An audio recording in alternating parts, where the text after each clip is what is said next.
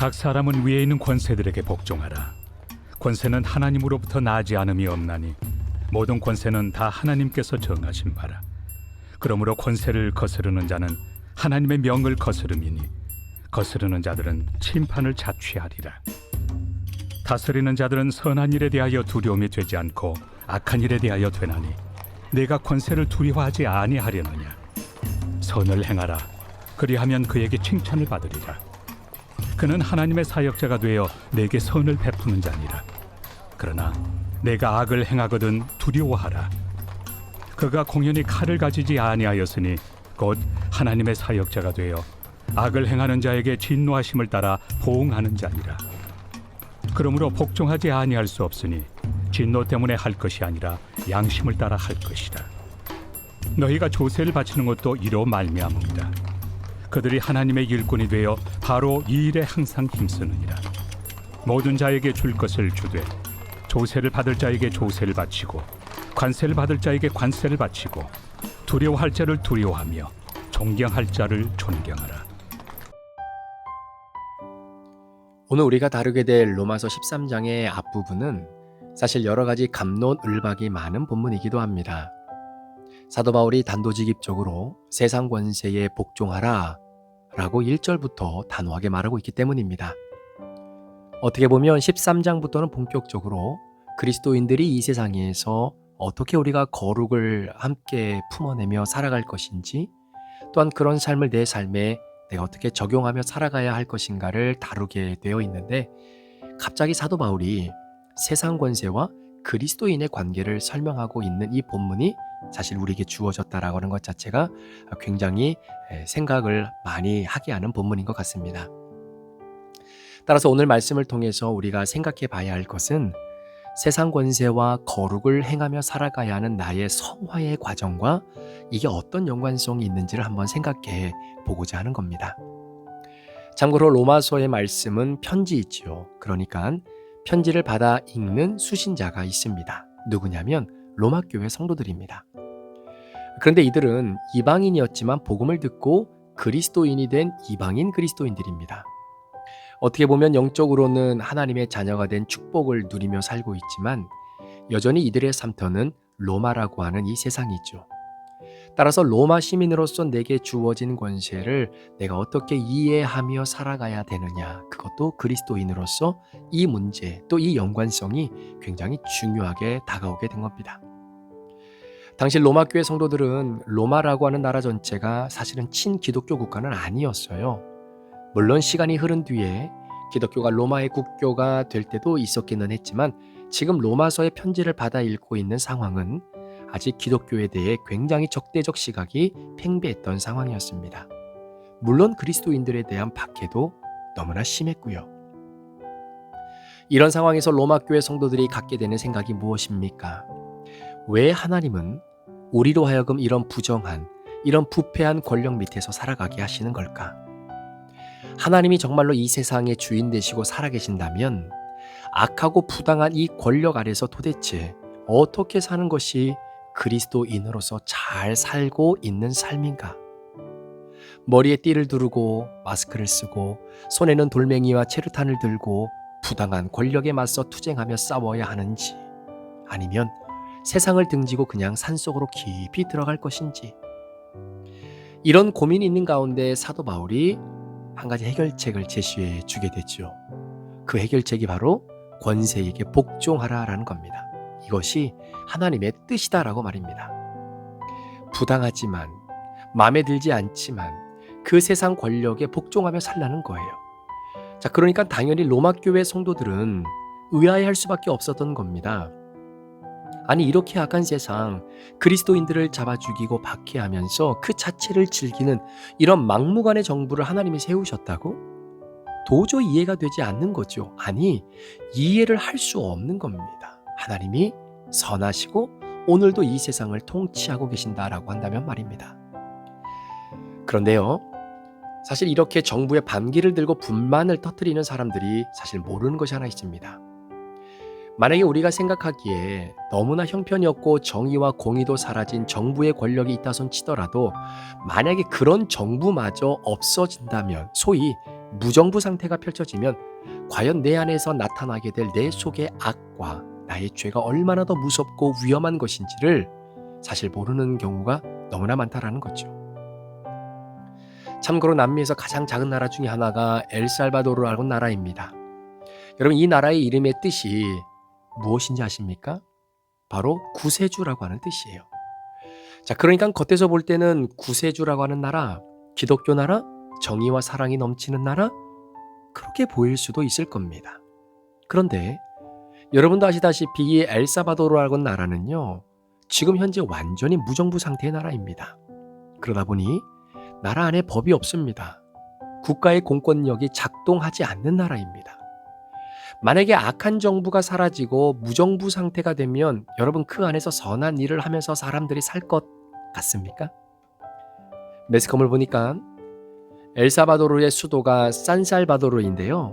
이곳에는 크게 2개의 갱 집단이 거주하고 있다고 합니다. 참고로 이 도시의 경찰은 약 2만 5천 명 정도가 되는데 두 갱단의 합친 조폭들이 그 수도에만 7만 명 정도 된다고 그래요. 그러나 이것이 어떻게 감당이 되겠습니까? 제가 매스컴을 보니까 경찰들은요, 다 마스크를 쓰고 공권력을 집행합니다. 이유가 뭔지 아세요? 경찰들의 신상이나 얼굴이 알려지게 되면 나중에 본인뿐만 아니라 가족이나 그리고 사랑하는 자녀들에게까지도 피해가 가기 때문에 철저히 공권력을 행사하는 사람들은 자신의 얼굴을 가린다고 합니다. 자, 그런데 반대로 조폭들은 자신 있게 얼굴을 드러내면서 약탈을 일삼고 살인과 강간을 아무 일이 아닌 것처럼 자행하고 있다는 사실이에요. 여러분, 무정부 상태에서 국민이 선한 영향력을 드러내며 살아갈 수 있다고 생각하십니까? 자, 성경에 보면 딱 한 번 무정부 상태가 있었던 적이 언제냐면 바로 에스더 때입니다. 당시 페르시아 역시 친유대교 나라는 아니었어요. 자, 비록 무정부 상태였지만 하나님께서 준비시켜 놓으신 바로 모르드게라고 하는 사람 에스더를 중심으로 유대인들을 보호하셨습니다. 자, 이때 유대인들에게 안가품을 갖고 있던 하만이라고 하는 사람이 제비를 뽑아서 유대인들을 죽이고자 하는데 그날이 12월 13일 소위 불임절이었습니다. 여러분, 이 불임절의 의미가 뭐냐면요, 12월 13일 이 하루만큼은 무정부 상태가 되는 겁니다. 그날만큼은 누구라도 유대인들을 죽여도 이들의 물건을 탈취하고 폭력을 가해도 절대로 페르시아가 공권력이 투입되지 않도록 인정해주는 날을 만들겠다라고 하만이 그렇게 난리를 핀 것이 아니었습니까? 여러분, 신앙인들에게 있어서의 무정부 상태는 지옥과도 같은 겁니다. 아니, 이것이 신앙인들에게만 해당되는 상태이겠습니까? 이유는 어떠한 권세보다도 권세가 없는 상태가 가장 무섭기 때문입니다. 따라서 기본적으로 권세를 비판하기 이전에 그런 권세를 통해서라도 통제되지 않는 내 안의 무서운 죄와 악을 내가 볼 수 있어야 합니다. 이처럼 오늘 본문에 기록된 로마와 같은 권세를 가진 나라가 여러분에게도 있지 않습니까? 어떤 사람은 이런 권세를 가진 로마와 같은 나라가 부모일 수도 있고요. 또 어떤 사람은 늘 갈등을 불러일으키고 자존감을 무너뜨리는 직장의 상사일 수도 있고요. 왜 하나님이 이런 권세를 내게 허락하셨을까? 저는 그 이유는 하나라고 생각합니다.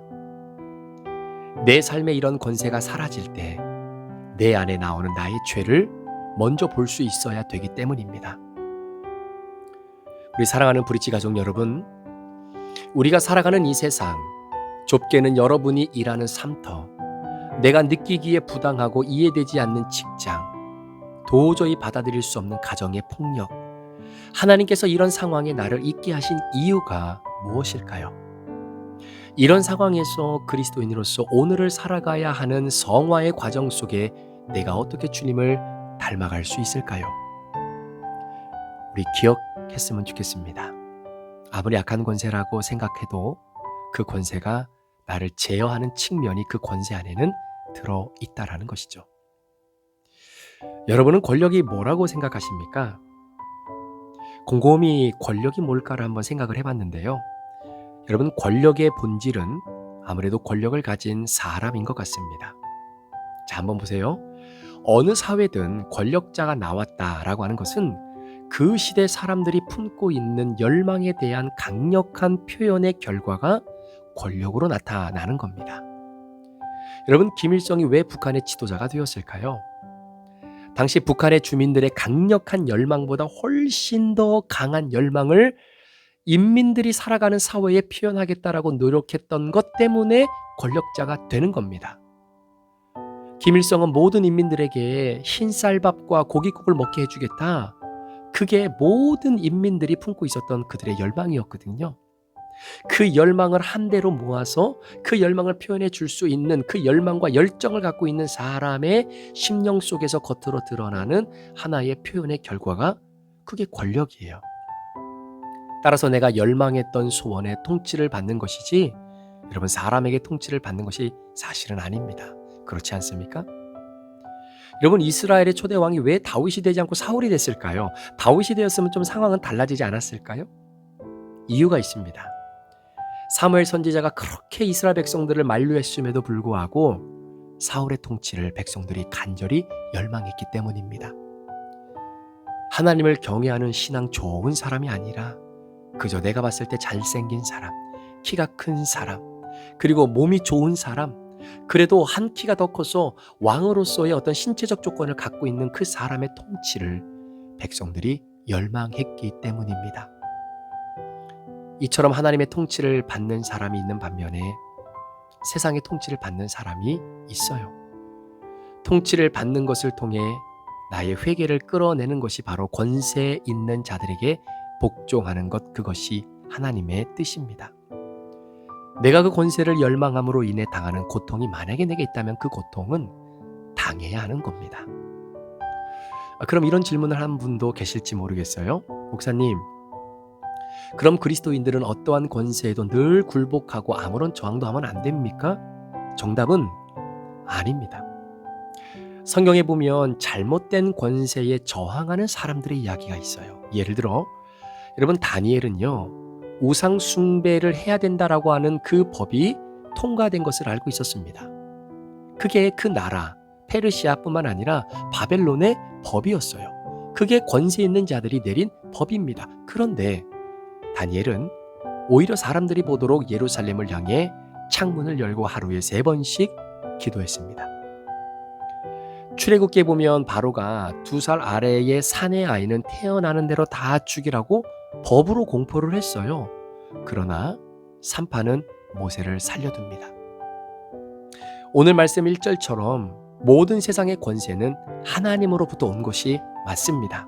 그러나 그 세상의 법 위에 하나님의 법이 있다는 사실입니다. 그래서 세상의 법이 하나님의 법을 무시하고 업신여길 때 우리는 목소리를 내야 되는 것이죠. 자, 여기서 관계를 잘 봐야 합니다. 세상 권세 위에 하나님의 권세가 있어요. 그런데 세상 권세 역시 하나님이 만드신 겁니다. 그럼 이 관계 속에서 그리스도인이 정의로운 목소리를 어떻게 낼 수 있을까? 자, 오늘 본문 3절 말씀처럼 그 사회에서 통용되는 법을 잘 지킴으로 인해 칭찬의 선을 쌓아야 되는 것입니다. 그래야 교회의 외침에 정당성이 생기기 때문이에요. 예를 들어 자녀가 부모에게 자신을 좀 믿어달라, 선생님한테 자신을 좀 믿어달라, 아무리 소리치고 소리쳐도 한번 생각해 보세요. 그렇게 소리치는 학생은 학교라고 하는 권세 아래에 있잖아요. 그런데 학교의 권세가 하지 말라는 지각 맨날 하고 수업에 집중하지도 않고 다른 학생들에게 피해를 줘요.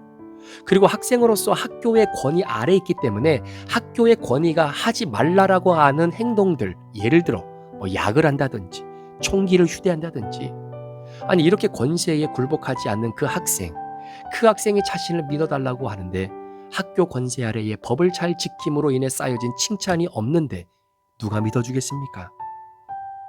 바로 그겁니다. 그리스도인일수록 그래서 법을 잘 지켜야 되는 거고요. 그리스도인일수록 세상 권세에 복종하고 잘 순종하며 그리고 설정되어진 그 법규를 잘 지켜 나가야 하는 것입니다.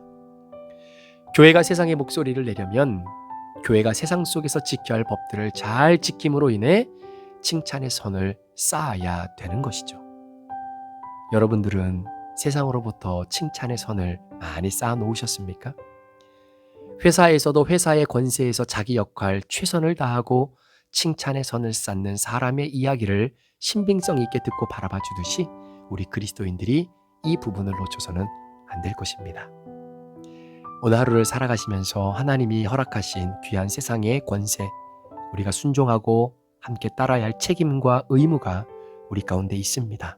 그러나 그 모든 권세 위에 하나님의 권세가 있음을 기억하시고 그 하나님의 권세를 뒤집어 엎고 그 권세에 반하는 그런 차원에서의 세상의 권세와 법이라고 한다면 우리가 정말로 세상에서 선하게 살아갔던 것으로 인해 칭찬에 쌓여진 선으로 우리 교회의 정당한 목소리를 낼 수 있는 바로 그러한 그리스도인으로 살아갈 수 있는 저와 여러분 되시기를 주의 이름으로 축복합니다. 기도하시겠습니다.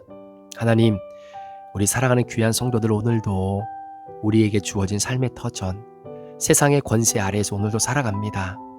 때로는 부당하고 받아들일 수 없고 또 때로는 이해가 되지 않는 권세의 아래 놓여 있을 때도 있지만 그럼에도 불구하고 그 권세를 통해서 하나님 나의 죄를 보게 하시고 또 그 권세마저도 사라지게 될 때 내 안에서 나타나게 될 그 흉악한 죄와 그 악을 미리 바라보라고 하나님이 주신 그 자리, 선을 행함으로 칭찬의 선을 잘 쌓아가는 우리 믿음의 성도들 오늘도 삶의 터전에서 이루어지도록 인도하여 주옵소서. 감사를 드리며 예수 그리스도의 존귀하신 이름으로 축복하며 기도합니다. 아멘.